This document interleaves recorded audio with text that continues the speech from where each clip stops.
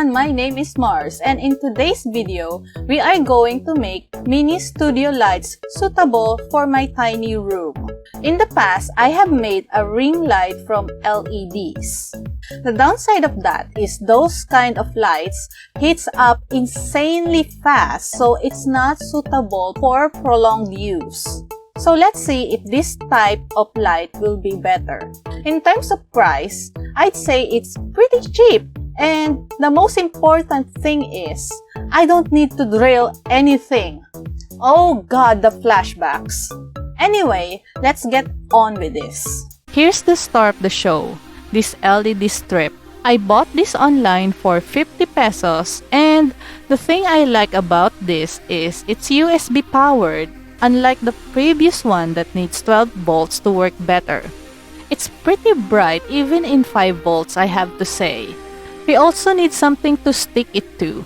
You can use cardboard or wood, whatever you have lying around. From what I researched, this light strips doesn't really heat up that bad. I, however, will use this chewing gum case that I have lying around my room. Oh god. Oh my god. Apparently, it's still full of gum. Oh goodness. I have no idea how old this is. It says the best before was in 2017, so, well, I'm not gonna open those. I'm just gonna throw it. Anyway, we're getting distracted. Oh my god, I need to clean this. Just a moment. 1 moment later. Ooh, that's clean. Now it's time to cut the LED strips. We can use a regular scissors for that. Be sure to cut them between those copper bits. It has a guideline so you won't miss it. I'm gonna cut this all until we don't have anything to cut anymore. Okay, this strip has an adhesive at the back, which means I don't need to screw anything. Thank goodness. So let me just peel the paper off and stick it into the gum case. Make sure when you're sticking the strip, the texts are only facing one way so there would be no confusion in wiring later on. I'm gonna stick 4 rows of LED strips on the case and stick the rest onto the lid so I can make 2 mini lights. Alrighty-do, now we can wire them. So what I did is wire the positive on the left side like this. Now we're gonna wire the negative side on the right. Oh no, the copper came off. Shoot. Okay, Mharz, calm down. We can still solder this on the other copper like this. Okay, breathe. Woo, it's not broken. Let's test it out, shall we? Oh yes, it works. Ha! It's pretty bright that I can even see the garbages around the floor. Very nice. Let's solder the other wire as well. Same protocol, positive on the left side and negative on the right side. And they will all meet where I soldered the USB cord like so. Time to test the second one. Ah, beautiful. I did break another copper though. Ah well, moving on. I want to make a slot on the side of the case of the USB cord so it won't get pulled accidentally. Here I thought I won't struggle here. Okay, how do I approach this? Will the X-Acto knife work? No, not really. Oh boy. Oh no. Don't tell me I need to drill. Okay, wait. I remember we have a very strong scissor here that can cut metal like this. Let me just get that. Oh man, this is actually quite scary to use.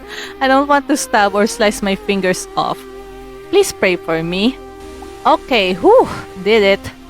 I'm gonna put back this clipper back to where it came from before any accidents happen.